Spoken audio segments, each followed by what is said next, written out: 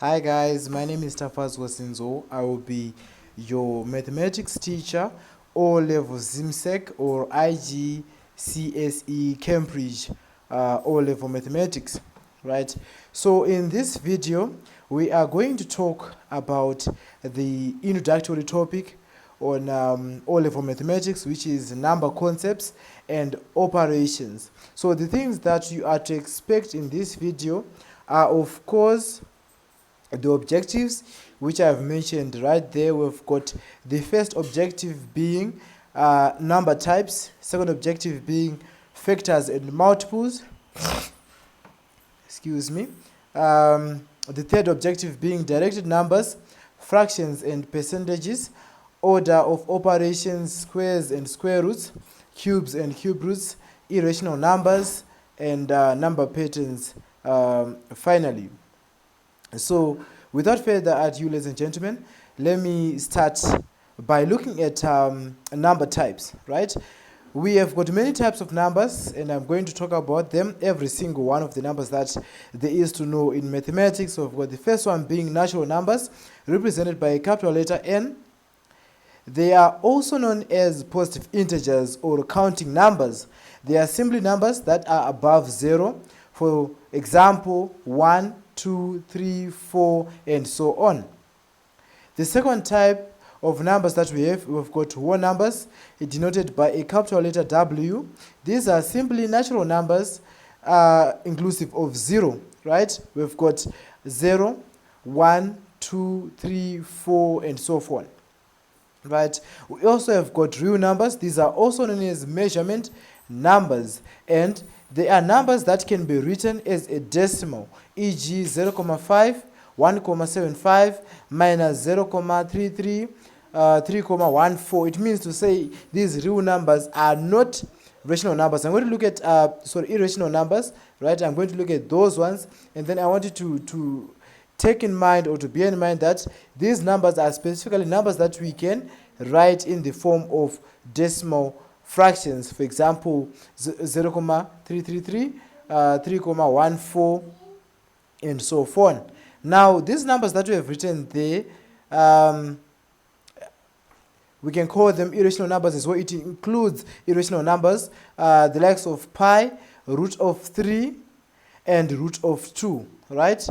So we've got those ones for our real numbers, and now we can look at rational numbers denoted by capital letter Q. Now, these are fractions whose numerator and denominator are both integers, e.g. 1 over 2, negative 3 over 7, 4 over 3, and 6 over 11. Now, what are integers, you might ask? This is a set, right? This is a set of all whole numbers, which I've talked about, which occur to be natural numbers inclusive of 0. So it's a set of all whole numbers plus all negatives of the natural numbers. So it means we are starting from negative infinity, passing through 0 to positive infinity, right? So it's from minus 2, minus 1, 0, minus 0 plus 1. So it's plus 1 there, not minus 1. After the 0, it's plus 1, plus 2. Right, and so on. So now I move on to the next page. Now on this page we are talking about even numbers, right?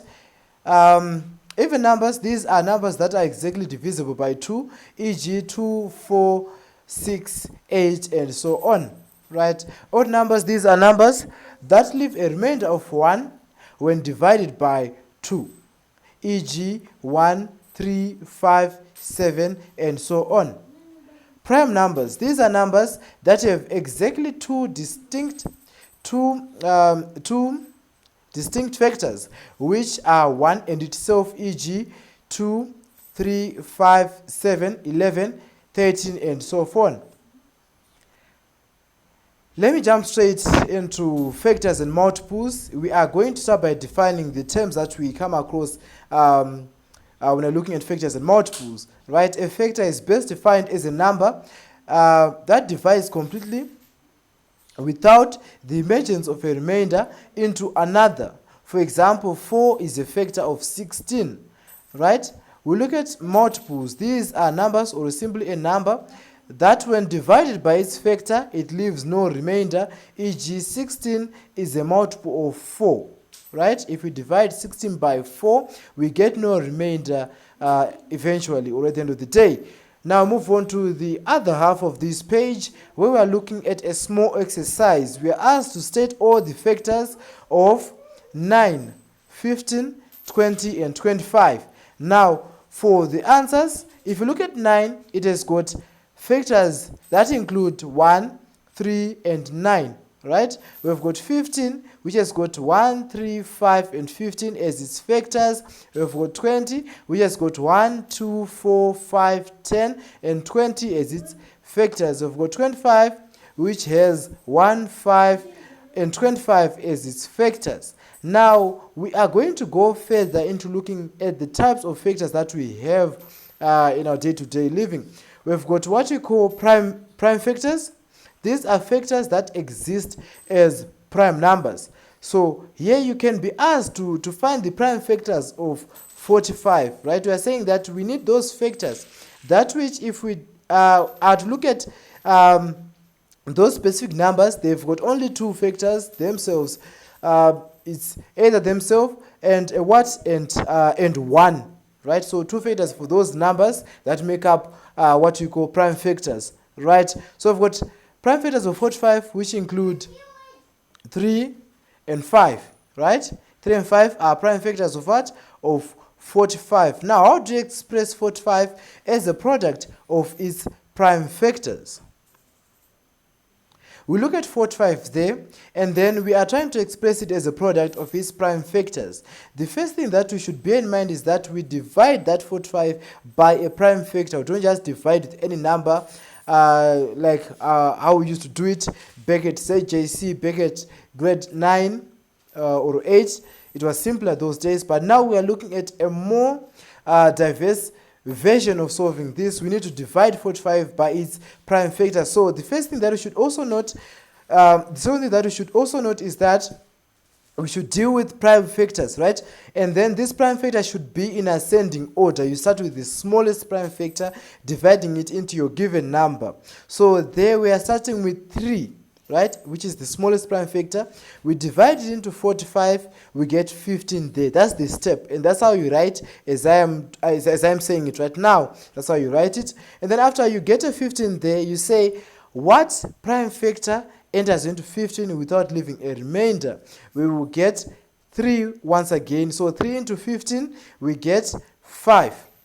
And then from there we say what prime factor is divided into 5 without giving us a remainder. So we say 5 into 5, we get 1. Therefore, 45 is equal to 3 times 3 times 5, right? 3 times 3 is the same as saying 3 squared. Therefore, 45 is equal to 3 squared times 5. What about 30, 51, and 75? Let's look at them accordingly. We have got 30 there. We say the smallest prime factor that is divided into 45, what is it? It's 2, right? Remember, 2 is the only number that is both odd, that is both prime and even, right?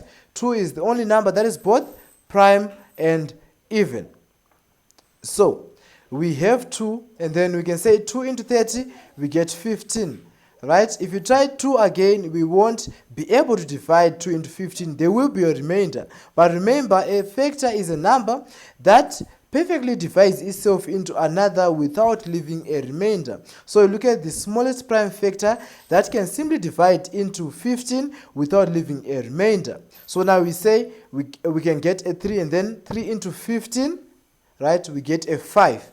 After we get a 5, we ask ourselves again, what number divides into 5 without leaving a remainder? To be exact, what prime factor divides into 5 without giving a remainder? So we get a 5 once again. 5 into 5, we get -1 like that. So 30 is equal to 2 multiplied by 3 multiplied by 5. We look at 51. The smallest prime factor or number that can be divided into 51 is 3. Therefore, 3 into 51, we get 17. 17 into 17, we get 1. Remember, 17 is an odd number, right? It has got only 2 factors, itself and 1. Alright, it has got, of course, two factors, but then the definition of an odd number is simply a number that leaves a remainder of 1 if it is divided by a 2. But in this case, it can also qualify as a prime number. So we've got 51 is equal to 3 times 17. The next number is 75. 3 into 75 we get 25. 5 into 25 we get 5. 5 into 5 we get 1. Therefore, 75 is equal to 3 multiplied by 5 multiplied by 5, which is 75 is equal to 3 multiplied by 5 squared. Looking at the other half of this page, we want to exhaust this objective of highest common factors and lowest common multiples. Of course, we start by defining our terms there. The HCF is known as the highest common factor, and it is the biggest number that occurs to be a factor for the multiples, all right, that are given at hand. E.g., 5 is the highest common factor of 15 and 20. What do we mean there? We mean that 5 is the highest number that occurs to be both a factor. If you are looking at these two numbers, 15 and 20, so 5 can be a factor of 15, at the same time it can be a factor of 20. Hence, to say 5 is the highest common factor of 15 and 20. We look at the lowest common multiple, LCM. It is the least number that can accommodate the factors at hand. E.g., 60 is the lowest common multiple of 15 and 20. We are saying that both 15 and 20 can divide into 60 without leaving a remainder, and that 60 is the smallest number that which these two numbers can divide into. Hence, to say it qualifies to be a lowest common multiple. How do you work out the highest common factor? There are two ways, so I'm going to teach you both those ways, but we're going to start with method 1, which appears to be the simpler one, right? So you're asked to express the given multiples, which are probably 15 and 20, as a product of their prime factors. In order to find the highest common factor, that's the step 1 that you undergo. So for 15, we say 3 into 15, we get 5. 5 into 5, we get 1. 2 into 20, we get 10. 2 into 10, you get 5. 5 into 5, you get 1. Therefore, 15 is equal to 3 times 5, and 20 is equal to 2 times 2 times 5. Now, if we have that, we simply need to take the prime factors that appear in both numbers simultaneously or at the same time and multiply them by what? By each other. In this case, 5 is appearing in both the prime factors, right? So we say for 20 we got 2 by 2 by 5, right? And then for 15 we got 3 by 5. So we count that as just 1, right? We count that as just one number. So we've got 5 there, and then we say that 5 is our highest common factor. It is appearing in both prime factors, or both products of 20 and 15 is appearing there.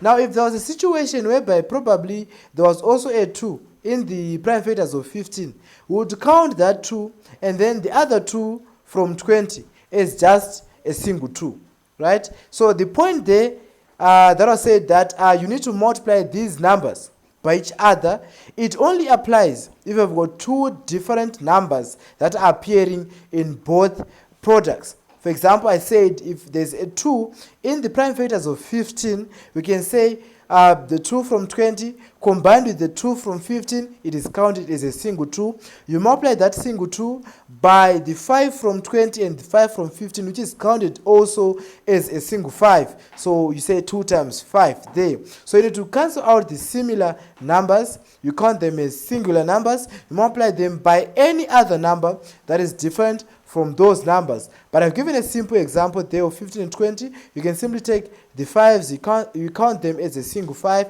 you get your highest common factor. Method 2. The first step is that you express the two numbers or multiples as a product of their prime factors on the same T diagram, right? The clue there is to only consider the prime factors that exist in both or all of the multiples. We are saying that you look at a prime factor that can be divided in both the numbers at the same time. If you can't find any, then that means to say those numbers do not have a highest common factor. But like for us, we've got 15 and 20. You can say 5 into 15, we get 3. 5 into 20, we get 4. And 5 is a number that can be divided into 15 and be divided into 20 at the same time. So we're getting 5 as our highest common factor there. How to work out the lowest common multiple? We've got steps. The first step is that you express the factors or the given numbers as a product of their prime factors. E.g. 15 and 20, you express them, we get 15 is equal to 3 by 5, 20 is equal to 2 by 2 by 5. Again, you arrange that in that order. 15 is equal to 3 by 5, 20 is equal to 2 by 2 by 5. Now what you do is that you count the factors that are existing in both 15 and 20 as single numbers. What do I mean there? If there's a 5 in 15 and there's also a 5 in 20, that is a single number. You multiply it by the remaining prime numbers. So you say that 5 multiplied by 3 by 2 by 2. Now I've written that where I've said hence 15 is equal to 3, and then I've put a line that has got a multiplied by sign on top of it, and then I've put a 5 and a line once again that is got a multiplied by sign under it, and then a 2 multiplied by 2.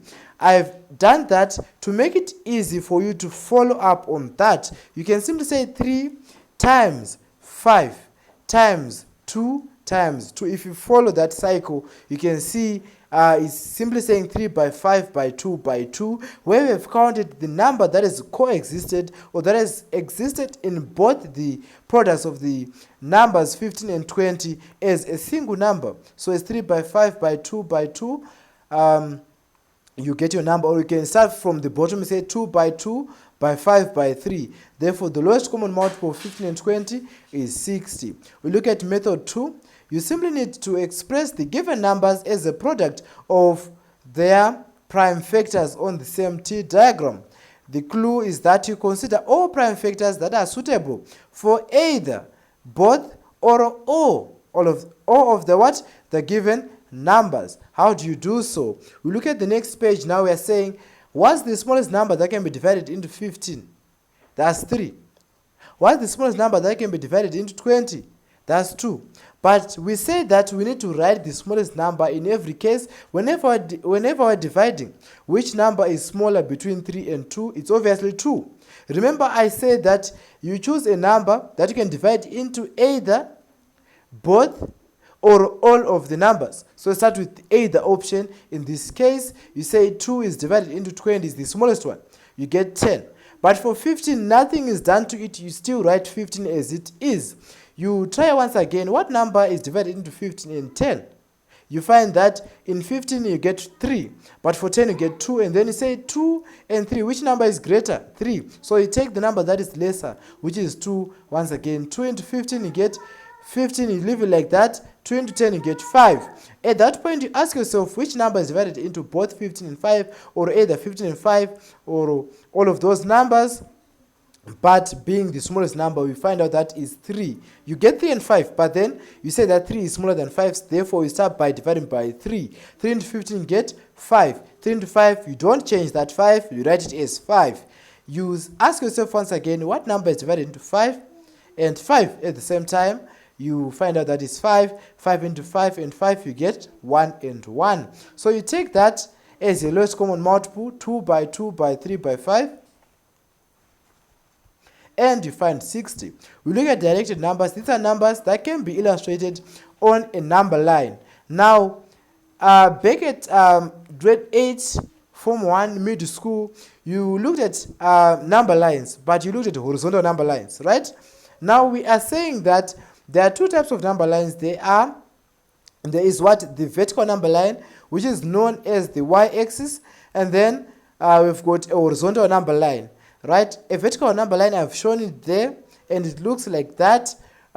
We've got a horizontal number line on the other half of this page. It is drawn like that, which is the one you were accustomed to. You were used to that one. But we're saying that these number lines can be combined, right? They can be combined. They can be drawn at the same time using the same center or 0. right? If you draw that to find what we call Cartesian planes. When you find Cartesian planes, the point where these lines meet is known as the point of origin, or the zero mark. We will look further into this when we're looking at vectors and linear programming, etc. Factors and percentages. There are three types of fractions. Sorry, fractions and percentages. There are three types of fractions, i.e. proper, improper, and mixed fractions, right? There are also whole number fractions, but we don't really venture much into them. But for the benefit of learning, let's just look at whole numbers. Whole numbers are fractions such as 4 over 4, 12 over 12, 3 over 3. These ones, they can exist as well, and then you can say that they can exist as just 1, because if you say 4 divided by 4, you get a 1. So these are whole number fractions. A typical fraction looks like the following. It has got a format that looks like the following. It's just A over B, where A is our numerator and B is our denominator. Hence, if a situation arises when the numerator A is lesser than the denominator, then that fraction is a proper fraction. For example, 1 over 2, 3 over 5, 10 over 13. You see 1 is smaller than 2, 3 is smaller than 5, 10 is smaller than 13. Therefore, that is a proper fraction. If the denominator is lesser than the numerator, then that fraction is an improper fraction. For example, 3 over 2, 6 over 5, 9 over 7, and so forth. You see, 2 is lesser than 3 there, of which 2 is the denominator. Therefore, that is no longer proper, that is improper, right? We've got an improper fraction there. Mixed fractions look like the following. They've got a whole number and a fraction, right, in one place. We've got 1 and a half, 3 and 7 ninths, right? 3 and 7 ninths. That's how you pronounce it. They are derived from improper fractions. Thus, to convert a mixed fraction back to an improper fraction, you simply multiply the denominator by the whole number and then add the product to the numerator. And all of this is expressed all over the denominator. So we've got 1 and a half. You say the denominator 2, multiply by the whole number, plus the numerator, you get 2 times 1 plus 1, all over what? The denominator, which is 2. Therefore, you get 3 over 2. 1 and a half is equal to 3 over 2. We look at 3 and 7 ninths. You say 9 times 3, 27, plus 7, you get 34, divided by 9. That's the improper fraction that you get there. How do you convert fractions to percentages? You simply multiply the fraction by 100. Hence, if you're asked to express 32 over 50 as a percentage, you simply say 32 over 50 multiplied by 100%. You get 64%. That's how you change from fractions to percentages. Order of operations. Now, I've shown that if you group a minus and a minus, you are bound to get a positive, right? Be it a situation where you are saying minus minus, right? 1 minus minus 2. So that gives you a positive sign in place of the 2 negatives. 2 negatives make a positive. If there is a minus and a plus, you make a negative. If there's a plus and a plus, you make a plus. We are saying 1 minus plus 2. You get 1 minus 2. You say 1 plus 2, you get 1 plus 2. So we are going to illustrate this as we progress on to the next page. We're going to make sure that you familiarize yourself with this and you get to understand it as it is. So there we've got 3 minus minus 4, which changes to what? To 3 plus 4. Since they are double negatives there, you get 7. 2 minus plus 4, there's a positive and a negative, therefore there's an emergent minus sign. So 2 minus 4, you get minus 2. 2 plus 6, you get 2 plus 6, and that equals to what? To 8. Or there might be a situation where you are multiplying negatives, right? If there are 2 negatives and they are multiplying against each other, you are bound to getting a positive. As such, if you say negative 3 multiplied by negative 7, we get positive 21. But if you say negative 3 multiplied by a positive 7, you get negative 21. Hence, to conclude that if a negative is multiplied by a positive, we get a negative. Plus 3 multiplied by plus 7, you get plus 21. Perfect squares and square roots. A perfect square is a number that has a square root, e.g. 4, 16, 25, 36, and so on. But what is a square root and how do you find it? Right? You can be asked to find the square root of 36. Now the first step that you should take is to express that 36 as a product of its prime factors. You say the smallest prime factor or number that enters into 36, that's 2. So 2 into 36 you get 18. You say what's the small number that enters into 18, you get 2 once again. 2 into 18, that's a 9. 3 into 9, that's a 3. 3 into 3, that's a 1. So 36 is equal to 2 multiplied by 2 multiplied by 3 multiplied by 3. The second step is to couple up the prime factors, right? You make them into couples, right? We've got 2 2's there and 3 3's. And 2 3's, I mean. So it means to say you have to share these 2's, you have to share these 3's with each other. How do you do that? You take 1 2 from the pair of 2's there. You then couple it with 1 3 from the pair of 3's. You get the sense? You say 2 by 3, that's one couple that you've made there. You multiply that couple by another couple that is identical to the first couple that I've put there. The fight is to come up with 2 identical couples from the product of prime factors. That's your fight. So you say 2 by 3, multiply by 2 by 3, and make sure that each couple is equal to each other. Hence, 2 by 3 is equal to 2 by 3, which is equal to 6, is equal to 6 there. Hence, the square root of 36 is equal to one of the couples there. Now, there's a sign there that is used to represent whenever you are told to calculate a square root of a certain number. It's like that, and it's drawn like that. There's a 2 on its back, and then there's a 1 on its head like that. So that's the symbol for a square root. You can say that symbol 36, it means the root of 36, you get 6. And B, root of 36 is the same as saying 36 to the power of half. Right? This you should also know. Don't be frightened if you come across a situation like this in an examination whereby you're asked what is 36 to the power of half. It is simply square root of 36. You see that 2 that is behind that sign is coming from the denominator, from the power half. You get the sense? And then that one that is on the head of that root sign, it's coming also from the power, the numerator of that power of 36. Now let's brainstorm. If you say 6 by 6 is equal to 36, then what about negative 6 multiplied by negative 6? We look back at principle. We introduced ourselves to multiplying negatives, and we said if negatives multiply against each other, we get a positive. Therefore, if we say negative 6 multiplied by negative 6, we are going to get a positive. A positive what? A positive 36, which we got also when we said 6 times 6. That 6 times 6 was positive. Right? But now saying negative 6 times negative 6, we get the same answer. Hence to say, if you are asked to find the square root of a certain number, you should give it in the form of plus or minus.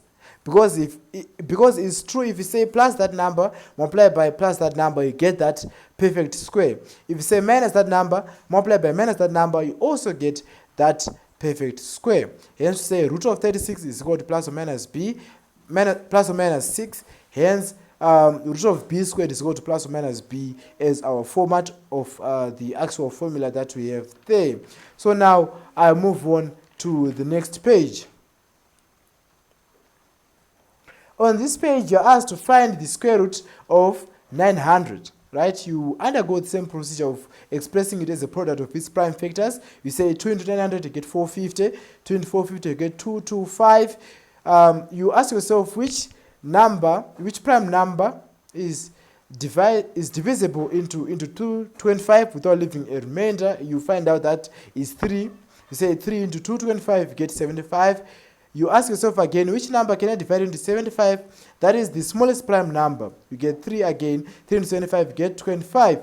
3 into 20, you ask yourself again, which number is divided into 25? Without leaving a remainder, you say 5 into 25, you get 5.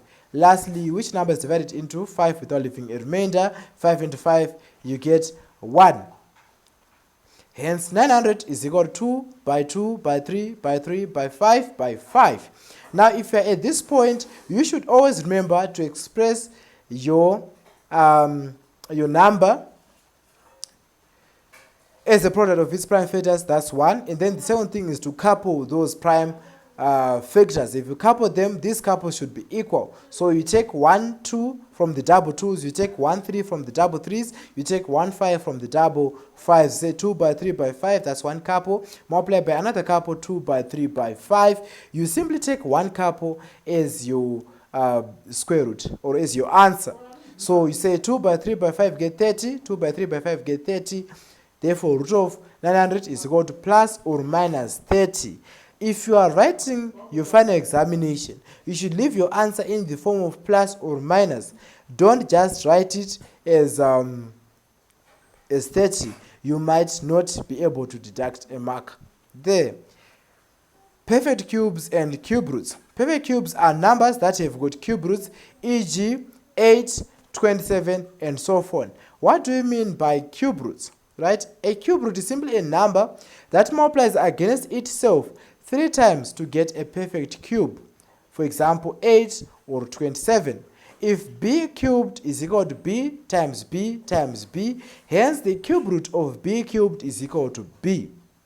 Thus, a cube root is simply a number that multiplies against itself 3 times to get a perfect cube, as I said earlier on.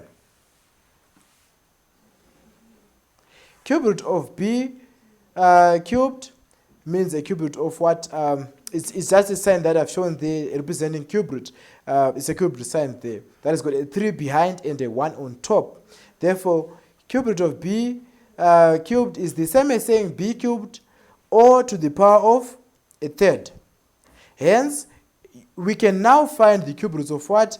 Of 8 and 27.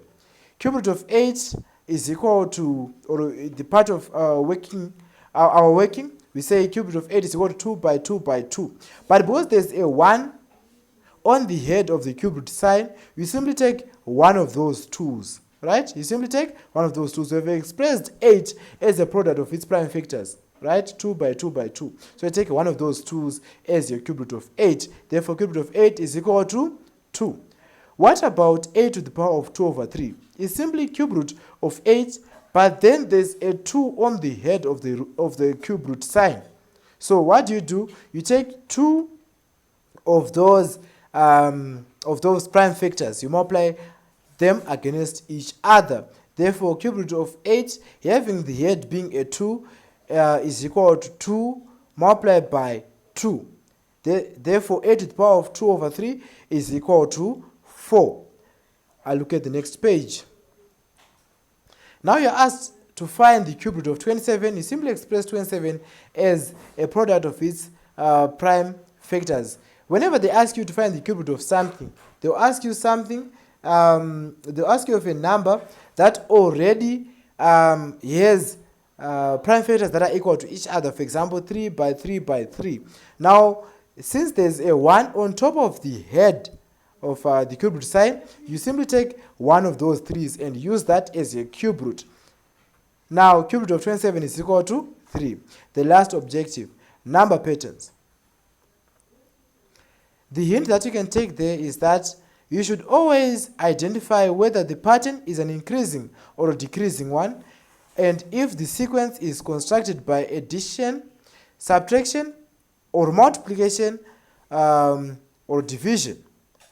An example there is that you are asked to find the next 3 terms for the following sequences. Now, in the mathematics, we call numbers, some numbers we call them terms, as long as they are in a sequence. Now, a sequence is something that is either increasing or decreasing in a systematic manner, right, or a chronological manner. You say maybe from -2 to 0 to 2 to 4 to 6 to 8. We First, identify whether this is an increasing or decreasing pattern. And obviously, if you're coming from -2 to 0 to 2 to 4 to 6, it means we're increasing. But we're increasing by what margin? Right? That's our second question that we ask ourselves. Is it by an addition margin, a subtraction margin, a division margin, or a multiplication margin? Now, in this case, from -2 to 0, there's a difference of 2.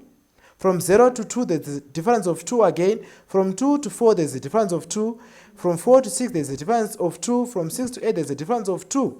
Therefore, it means to say this is an increasing pattern having a difference of +2. So to get the next term, we add +2 to the previous term.